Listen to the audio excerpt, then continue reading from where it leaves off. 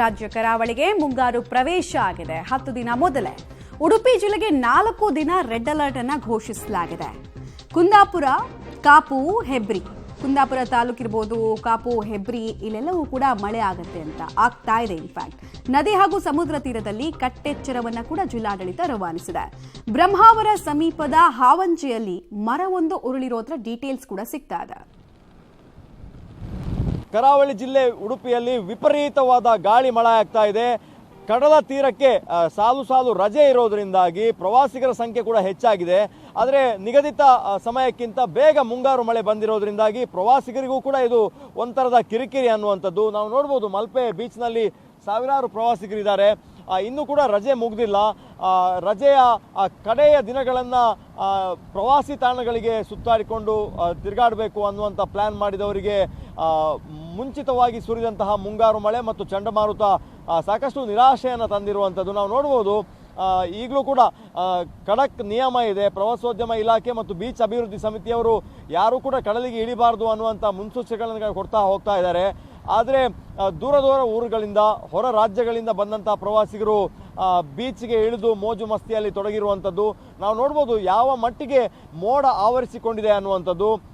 ಮಳೆಗಾಲದಲ್ಲಿ June, July, August ತಿಂಗಳಲ್ಲಿ ಯಾವ ಥರದ ವೆದರ್ ಇದೆ ಆ ಥರದ ವೆದರ್ ಈಗ ಕಂಡು ಬರ್ತಾ ಇರುವಂಥದ್ದು. ಹಾಗಾಗಿ ವಿಪರೀತವಾದ ಗಾಳಿ ಮಳೆ ಬೀಳುವಂಥ ಸಾಧ್ಯತೆ ಇದೆ. ಮೀನುಗಾರರು ಹೇಳುವ ಪ್ರಕಾರ ಇದು ಮೊದಲ ತೂಫಾನ್. ವಾರದ ನಂತರ ಮತ್ತೊಂದು ದೊಡ್ಡ ಮಟ್ಟದ ತೂಫಾನ್ ಅರಬ್ಬಿ ಸಮುದ್ರದಲ್ಲಿ ಏಳ್ತಿದೆ ಅನ್ನುವಂಥದ್ದು ನಾವು ನೋಡ್ಬೋದು. ಮೋಡಕ್ಕೂ ಆಕಾಶಕ್ಕೂ ಸಮುದ್ರಕ್ಕೂ ಸಂಬಂಧ ಇದೆ. ಯಾವಾಗ ಕಾರ್ಮೋಡ ಆವರಿಸ್ತದೆ ಆಗ ಸಮುದ್ರದ ನೀರು ಸಂಪೂರ್ಣವಾಗಿ ಕಪ್ಪು ಬಣ್ಣಕ್ಕೆ ಟರ್ನ್ ಆಗುವಂಥದ್ದು ನಾವು ನೋಡ್ಬೋದು ದೃಶ್ಯಗಳಲ್ಲಿ. ಯಾವ ಥರ ನೀರಿನ ಬಣ್ಣ ಬದಲಾಗಿದೆ ಅನ್ನುವಂಥದ್ದು. ಅದರ ಜೊತೆಗೆ ಮೀಟರ್ ಗಟ್ಟಲೆ 2-3 ಮೀಟರ್ ಎತ್ತರದವರೆಗೂ ಕೂಡ ಅಲೆಗಳು ಬರ್ತಾ ಇದೆ ನಾವು ನೋಡ್ಬೋದು. ಈ ಭಾಗದಲ್ಲಿ ಮಲ್ಪೆ ಬೀಚ್ನ ಒಳಭಾಗಕ್ಕೂ ಕೂಡ ಸಮುದ್ರದ ನೀರು ಹರಿಯುವಂಥದ್ದು. ಇಲ್ಲಿನ ಲೋಕಲೈಟ್ಸ್ಗಳು ಹೇಳುವ ಪ್ರಕಾರ ಇದು ಮಲ್ಪೆ ಬೀಚ್ನ ಬಾಯಿ ಅಂತ ಹೇಳಿ, ಅಂದರೆ ಹರಿದು ಬರುವಂಥ ಅಲೆಯ ನೀರನ್ನು ಒಳಗೆ ಬಿಟ್ಕೋಬೇಕಾಗ್ತದೆ. ಇಲ್ಲದಿದ್ರೆ ಉದ್ದ ಇಲ್ಲಿ ಸಮುದ್ರಕ್ಕೆ ಘಾಸಿ ಆಗ್ತದೆ. ಅಲ್ಲಿಂದ ಎಲ್ಲವನ್ನ ಕೂಡ ಮರಳನ್ನು ಹೊತ್ಕೊಂಡು ಹೋಗ್ತದೆ. ಹಾಗಾಗಿ ಪ್ರತಿ ವರ್ಷ ಈ ಭಾಗದಲ್ಲಿ ನೀರು ಒಳಗೆ ಬರ್ತದೆ. ಈ ಬಾರಿ ಮುಂಚಿತವಾಗಿ 10-15 ದಿವಸ ಮುಂಚಿತವಾಗಿಯೇ ನೀರು ಒಳಗೆ ಬಂದಿರುವಂಥದ್ದು.